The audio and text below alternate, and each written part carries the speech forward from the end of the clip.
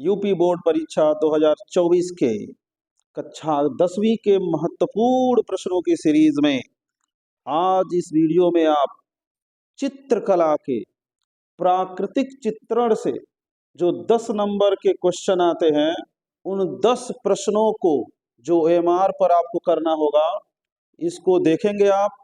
इसमें से निश्चित तौर पर आपको प्रश्न मिलेगा, इसलिए इन 10 प्रश्नों को निश्चित तौर पर आप याद कर जाइए, अभी याद कर जाइए, इसमें देर करने की जरूरत नहीं है। इसलिए इन प्रश्नों को देखें, ध्यान से देखें, बहुत ही महत्वपूर्ण प्रश्न है ये 10। इसमें से निश्चित रूप से बोर्ड परीक्षा में आपको जरूर प्रश्न मिलेगा, तो ध्यान से देखें। प्रातः काल के समय वातावरण में किस रंग की अधिकता होती है?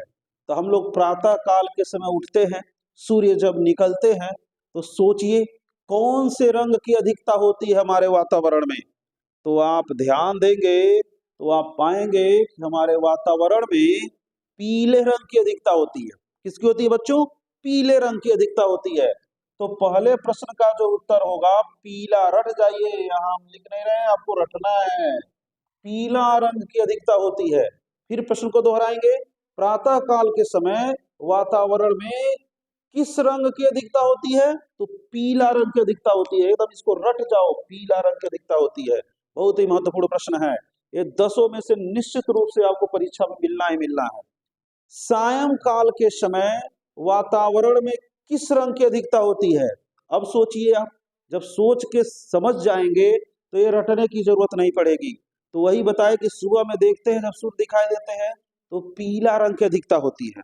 शाम के समय में किस रंग की अधिकता होती है? तो लाल रंग की अधिकता होती है। किसकी होती है? लाल रंग की। लाल रंग याद रखिए। और यहाँ आपको एक चालाकी बता दें हम, प्रातः, प्रातः में प है ना, तो प से पीला। अब पीला लाल याद रखिएगा, पीला लाल याद रखिएगा, तो प से क्या हो जाएगा? पीला। तो प्रातः काल में पीला रंग की अधिकता होती है, सायं काल में लाल रंग की अधिकता होती है। दोनों तैयार रखिएगा। नेक्स्ट क्वेश्चन, आकार के छोटे होने के प्रभाव को क्या कहते हैं? नहीं सुने होंगे आप लोग यह प्रश्न। आकार के छोटे होने के प्रभाव को क्या कहते हैं? तो आप लोग समझ लीजिए और याद कर लीजिए, रेखीय वृद्धि कहते हैं बच्चों। क्या कहते हैं? रेखीय वृद्धि कहा जाता है, ये भी याद रख लीजिए, रेखीय वृद्धि कहा जाता है। आकार के छोटे होने के प्रभाव को क्या कहते हैं? रेखीय वृद्धि। दोहराते रहिए, दिमाग में सर्कुलेट कराते रहिए। आकार के छोटे होने के प्रभाव को क्या कहते हैं? रेखीय वृद्धि कहते हैं। दूरी के प्रभाव से रंगों का धुंधला एवं शीतल होना क्या कहलाता है? दूरी जब हो जाए, दूर कोई वस्तु हो तो आकार में वो क्या दिखाई देगा? दूरी के प्रभाव से रंगों का धुंधला एवं शीतल होना किसके कारण होता है? तो आप लिखेगा वातावरणीय क्षय के कारण। क्या लिखेंगे? सुन के लिख लीजिए आप, वातावरणीय, वातावरणीय क्षय के कारण होता है। किसके कारण क्या होता है? वातावरणीय क्षय। तो दूरी के प्रभाव से रंगों का धुंधला एवं शीतल होना क्या कहलाता है? वातावरणीय क्षय। क्या कहलाता है? वातावरणीय क्षय। याद रखना, वातावरणीय क्षय। क्षय वृद्धि के सिद्धांत के अनुसार, यह ध्यान दीजिएगा, बहुत ही अच्छा प्रश्न है। क्षय वृद्धि के सिद्धांत के अनुसार निकट की वस्तुएं कैसी दिखाई देती है? नजदीक कोई वस्तु हो तो क्षय वृद्धि में एक सिद्धांत बताया गया है चित्रकला में। तो क्षय वृद्धि के सिद्धांत के अनुसार निकट की वस्तुएं, तो आप विज्ञान में भी पढ़ते हैं कि निकट की वस्तुएं बड़ी दिखाई देंगी और दूर की वस्तुएं छोटी दिखाई देंगी। तो ये दोनों को ऐसे ही याद कर लीजिए, इसलिए इन दोनों प्रश्नों को एक साथ रखे हैं। क्षय वृद्धि के सिद्धांत के अनुसार निकट की वस्तु बड़ी दिखाई देगी। क्या दिखाई देगी? बड़ी। तो आप इससे बता सकते हैं दूर की वस्तुएं कैसी दिखाई देंगी? तो तुरंत बोलिए बोलिए बोलिए, क्या दिखाई देंगी? छोटी। क्या दिखाई देंगी? छोटी। क्षय वृद्धि के सिद्धांत के अनुसार निकट की वस्तु बड़ी दिखाई देगी और दूर की वस्तु क्या दिखाई देगी? छोटी। वैसे ही समझ जाइए, यही ध्यान रखिएगा कि दूर की वस्तुएं छोटी दिखाई देती हैं और निकट की वस्तुएं बड़ी। इसको याद रखिएगा। जल रंग के चित्रण हेतु कौन सा कागज उपयुक्त रहता है? ये बहुत ही बढ़िया प्रश्न है। कभी कभी एग्जाम में गुरुजी लोग बताते नहीं है, तो आप लोग इससे एग्जाम में ध्यान रखना। दो प्रकार की कापियां मिलेंगी आपको, दो प्रकार की कापियां मिलती हैं, जिसमें आप एक पर लिखा रहेगा वाटमैन। क्या लिखा रहेगा? वाटमैन। तो जिस पर वाटमैन लिखा रहेगा उस पर जल रंग वाला मतलब आलेखन वाला चित्र बनाइएगा। क्या बनाएंगे? आलेखन वाला चित्र बनाएंगे। किस पर? जिस पर वाटमैन लिखा होगा। वाटमैन, वाटमैन जिस पर लिखा होगा उस पर जल रंग वाला चित्रण किया जाता है, मतलब आलेखन। आलेखन में आप जल रंगों से आलेखन को सजाते हैं ना, तो वाटमैन वाले कापी पर आपको लिखना होता है। तो वही कर रहे हैं, जल रंग के चित्रण है तो कौन सा कागज उपयुक्त होता है? वाटमैन। याद रखिएगा, कौन सा कागज? वाटमैन। वह स्थान जहां धरती एवं आकाश मिलते हुए प्रतीत होते हैं, ये तो बहुत बच्चे जानते भी होंगे।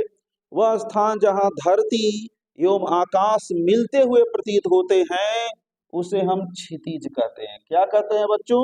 क्षितिज। क्या कहते हैं? क्षितिज। क्षितिज कहते हैं। जहां धरती और आसमान मिलते हुए प्रतीत हो उसको क्षितिज कहा जाता है। यह प्रश्न आप लोग जरूर तैयार रखना, यह परीक्षा में निश्चित रूप से आने का बहुत प्रबल संभावना है। प्राकृतिक चित्रण करते समय सायं काल को दर्शाने के लिए कैसे रंगों का प्रयोग करते हैं? सायं काल दर्शाना हो, प्राकृतिक चित्रण आता है ना, तो प्राकृतिक चित्रण में सायं काल को दर्शाना हो तो कैसे रंगों का प्रयोग करेंगे? तो आप कहिएगा धूधले रंगों का प्रयोग करेंगे। कैसे रंगों का प्रयोग करेंगे बच्चों?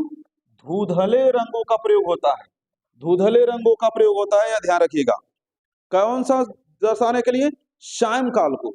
अब आपसे इसी का उल्टा भी पूछ सकता है कि प्रातः काल को दर्शाने के लिए कैसे रंगों का प्रयोग करते हैं? तो प्रातः काल को दर्शाने के लिए चटकीले रंगों का प्रयोग करते हैं। किसका प्रयोग करते हैं? चटकीले रंगों का प्रयोग करते हैं। तो ये दोनों प्रश्न जरूर याद रखना, ये तो जरूर आएगा एग्जाम में। प्राकृतिक चित्रण करते समय सायं काल को दर्शाने के लिए कैसे रंगों का प्रयोग करते हैं? तो कहिएगा धूधले रंगों का। कैसे रंगों का? धुंधले रंगों का प्रयोग करते हैं। और सुबह का दर्शाना होता प्रातः काल का, कहिएगा चटकीले रंग का प्रयोग करते हैं। एकदम याद कर जाइए इन 10 प्रश्नों को। नेत्र तल के ऊपर का स्थान क्या कहलाता है? नेत्र तल से ऊपर का स्थान क्या कहलाता है? आकाश कहलाता है। क्या कहलाता है बच्चों? आकाश। याद रखिएगा, नेत्र तल के ऊपर का स्थान क्या कहलाता है? आकाश। तो यह 10 प्रश्न याद कर जाइए आज। फिर अगले 10 प्रश्न आपको इसी प्राकृतिक चित्रण से दिए जाएंगे और फिर आलेखन से आपको 10 प्रश्न दिए जाएंगे। इस तरह से आपको जितना हम चित्रकला का प्रश्न देंगे उसी में से आपको 20 प्रश्न निश्चित तौर पर 100% मिल जाएंगे। और ज्यामिति के भी, जो ज्यामिति के स्टूडेंट हैं प्राविधिक कला के, उनके लिए भी हम महत्वपूर्ण प्रश्न ढूंढ के 20 प्रश्न लाएंगे। और 20-20 प्रश्नों, 10-10 प्रश्नों की सीरीज चलेगी और आपका पूरा जो है तैयार हो जाएगा। इसलिए आप इस वीडियो को देखिए और शेयर जरूर करिए कि आपके मित्र भी यह तैयार कर लें। शेयर करें, सब्सक्राइब करें और लाइक का बटन जरूर दबा दें। धन्यवाद।